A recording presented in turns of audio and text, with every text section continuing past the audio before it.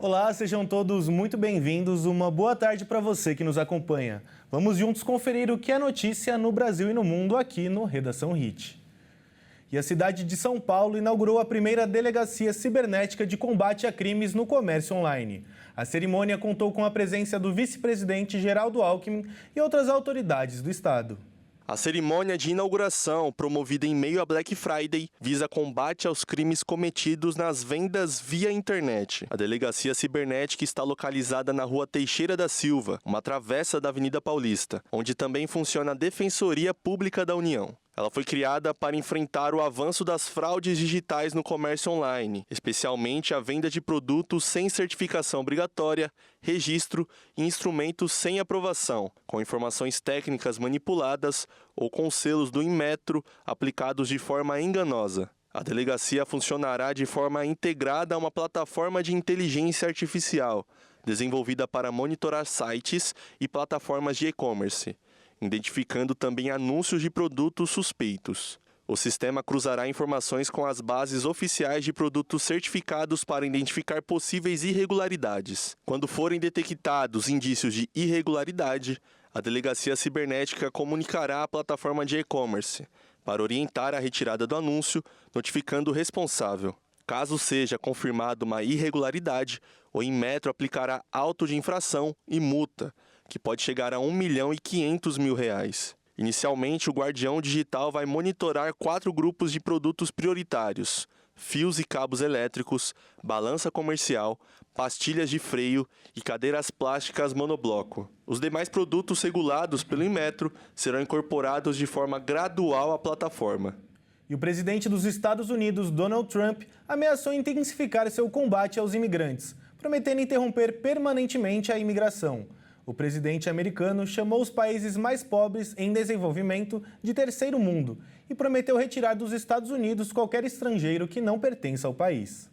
O ataque, que aconteceu na última quarta-feira, foi realizado pelo Ramanullah Kanual, cidadão afegão de 29 anos.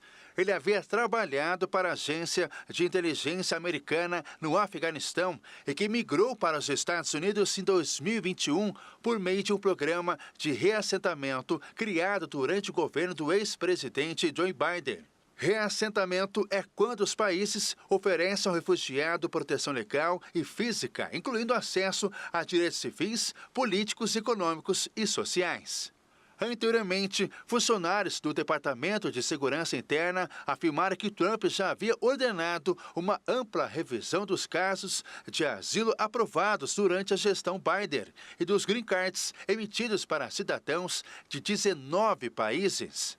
O presidente dos Estados Unidos, em uma publicação no Truth Social, destacou que seu governo irá trabalhar para suspender permanentemente a imigração de todos os países do terceiro mundo, a fim de permitir que o sistema americano se recupere totalmente, sem especificar quais nações seriam afetadas. Ele acrescentou que pretende desnaturalizar migrantes que minam a tranquilidade doméstica e deportar qualquer estrangeiro considerado um encargo público, um risco à segurança ou incompatível com a civilização ocidental. Na quarta-feira, o Serviço de Imigração interrompeu por tempo indeterminado o processamento de todos os pedidos de imigração relacionados a cidadãos afegãos. Segundo estatísticas do Serviço Migratório, mais de 2/3 das cerca de 53 mil pessoas presas pelo ICE até 15 de novembro não tinham condenações criminais. E bom, mudando de assunto agora, a Black Friday já virou tradição no comércio do país e movimenta principalmente o comércio online. E mesmo hoje, sendo sábado, muitas lojas estendem as promoções. Por isso, vamos mostrar agora alguns cuidados que você deve ter na hora de fazer uma compra. Com tantas compras Brasil afora, com certeza em algum lugar vai ter aquela pessoa que vai voltar atrás e querer a troca ou devolução. E é nessa hora que é preciso saber os direitos. Será que as regras do consumidor também funcionam da mesma forma na Black Friday?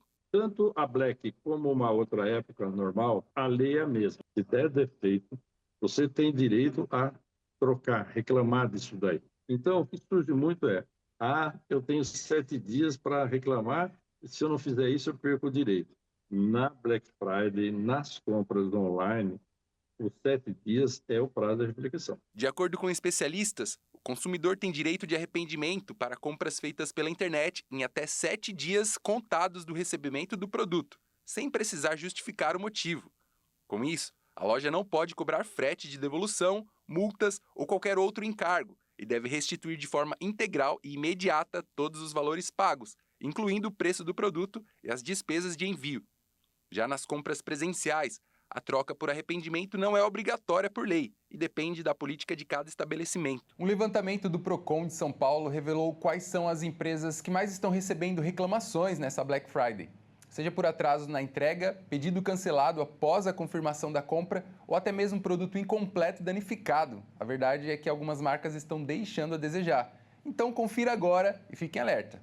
Quem lidera o ranking é a Amazon, com 123 reclamações até o momento. Em seguida vem o Mercado Livre, com 100 reclamações. Magazine Luiza, Netshoes, Época Cosméticos, MagaluPay e Hub Fintech receberam 80 reclamações cada uma. Via, Casas Bahia, Ponto Frio e Extra.com, 61 reclamações. E fechando o ranking, Vivo e Telefônica receberam 47 reclamações. E para quem quer se proteger de futuras fraudes, o especialista em direito do consumidor, Doribucco, fez o alerta. Verifique se essa loja é boa. Se não tem reclamação no site, faz Procon, IP, Instituto Peso e Medida, no site do chamado consumidor.gov.br ou então no Reclame Aqui. É importantíssimo você ter essa análise para saber se você está conversando com alguma página séria, empresa séria, e não esses aproveitadores de plantão. Infelizmente, eles estão muito adiantados na tecnologia. A Anvisa definiu quais vírus da influenza vão compor as vacinas da gripe, que vão ser usadas no Brasil em 2026. A decisão está alinhada às recomendações da Organização Mundial da Saúde, a OMS, e atualiza as cepas dos imunizantes, aplicado pelo SUS e pela rede privada. A Agência Nacional de Vigilância Sanitária define a cada ano quais os vírus da influenza devem ser combatidos nas vacinas da gripe. A mudança anual é essencial para manter a proteção da população. O vírus da gripe sofre mutações constantes e pode variar de uma estação para outra. Por isso, a OMS monitora em tempo real quais subtipos circulam com maior força no mundo e orienta os países a ajustarem a vacina a cada ano. A composição das vacinas de 2026 foi definida e valida para doses destinadas ao hemisfério sul. Com isso, essas doses começam a ser aplicadas no Brasil a partir de 1º de fevereiro do ano que vem. Essas vacinas são as trivalentes que combatem 3 cepas, que são a H1N1, H3N2 e a linhagem Victoria, e as vacinas quadrivalentes, que além das cepas da trivalente, inclui a linhagem Yamagata. Na prática, a tetravalente tem potencial de proteção ligeiramente maior, mas a diferença só é relevante se aquela linhagem estiver circulando.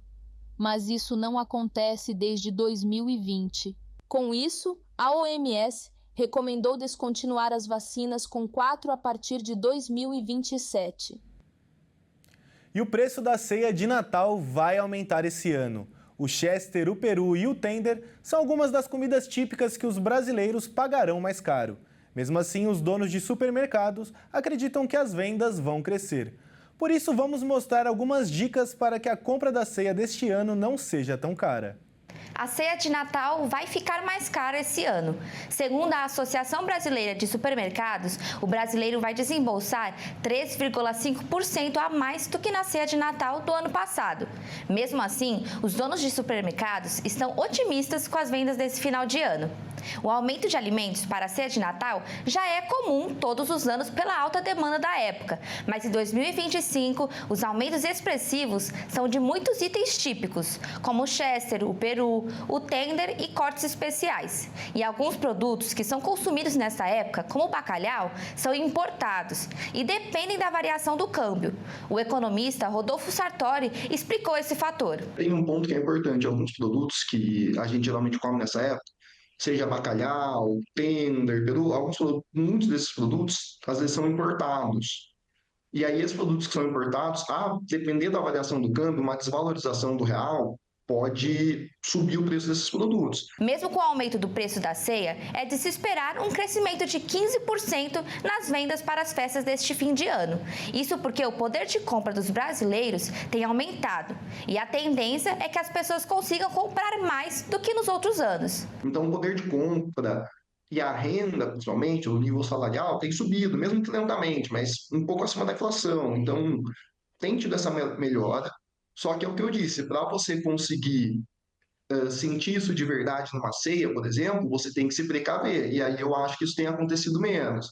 As pessoas, muitas vezes, não se programam tanto e às vezes deixam tudo para a última hora. Aí você compra onde tem, compra o que tem e aí acaba saindo mais caro mesmo. Então, para os brasileiros não terem que gastar mais dinheiro do que deveriam, a principal dica é se organizar e não deixar as compras da ceia de Natal para a última hora, porque com certeza os preços estarão ainda mais altos. Outra dica valiosa é fazer uma troca inteligente de alimentos. Por exemplo, ao invés de consumir bacalhau, por que não trocar por uma tilápia? O economista deixa essa e outras dicas valiosas. Quando a gente fala do tender, você tem outras opções mais baratas. Você pode usar um frango assado, você pode usar um lombo, um pernil. Do peixe, como eu disse, ao invés do bacalhau, que muita gente gosta, você pode usar uma tilápia, uma merluza, que são peixes nacionais um pouco mais baratos.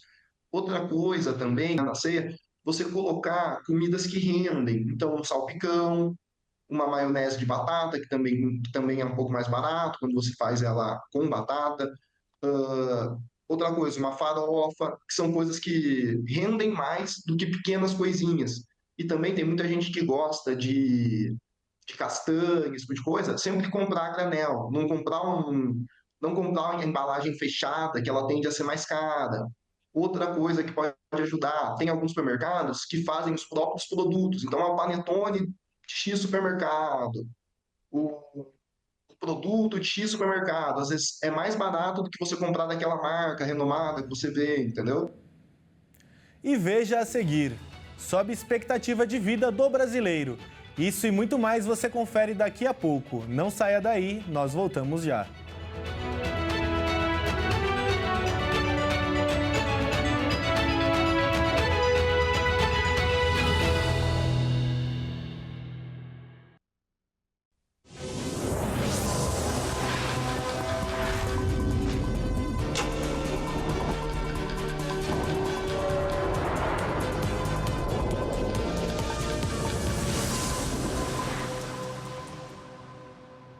E após 2 dias de incêndio, o fogo que atingiu um conjunto residencial de 8 prédios em Hong Kong foi finalmente controlado.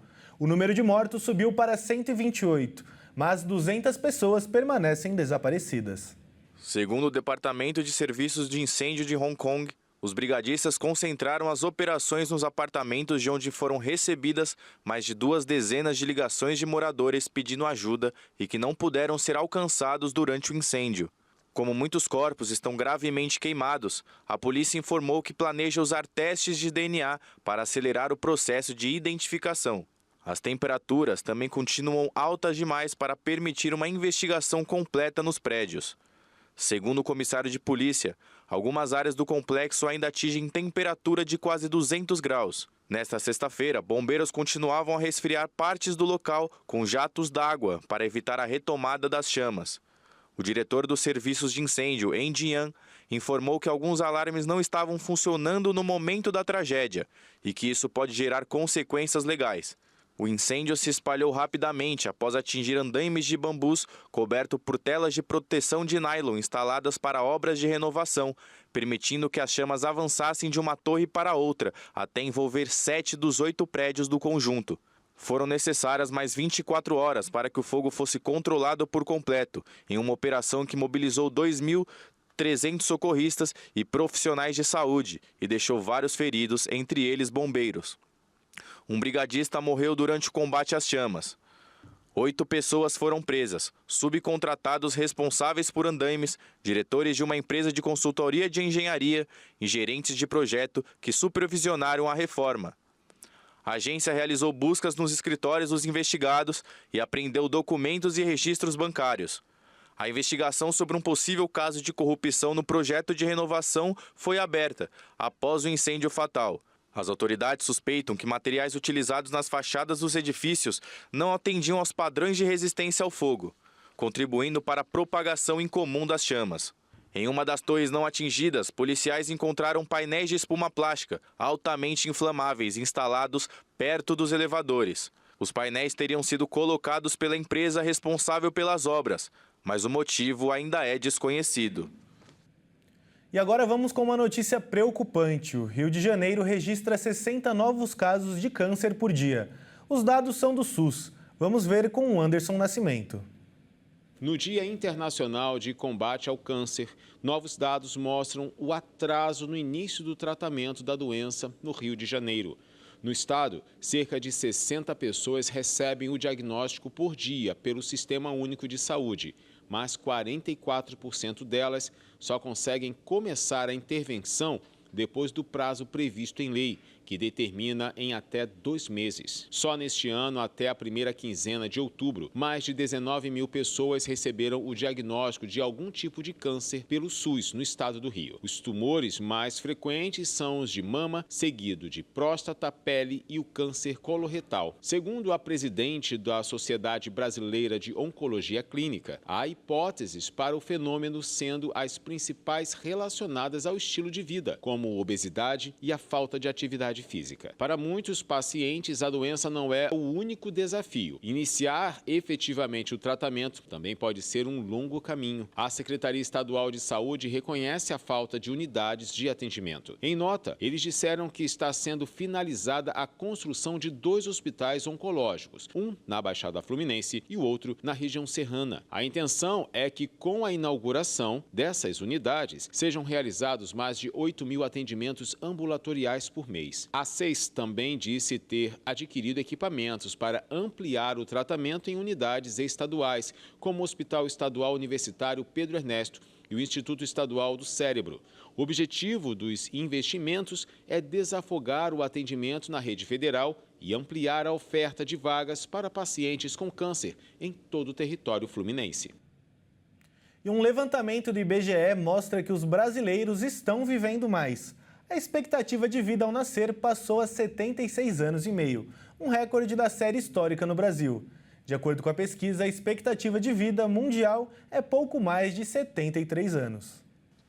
Dados do IBGE mostram que a expectativa de vida da população brasileira chegou aos 76 anos e 6 meses no ano passado, batendo o recorde da série histórica. O cenário mantém a tendência de alta após o período da pandemia, quando o número caiu para 72 anos e 8 meses em 2021. Na última publicação do Instituto referente a 2023, a expectativa de vida dos brasileiros era de 2 meses a menos do que o levantamento mais recente.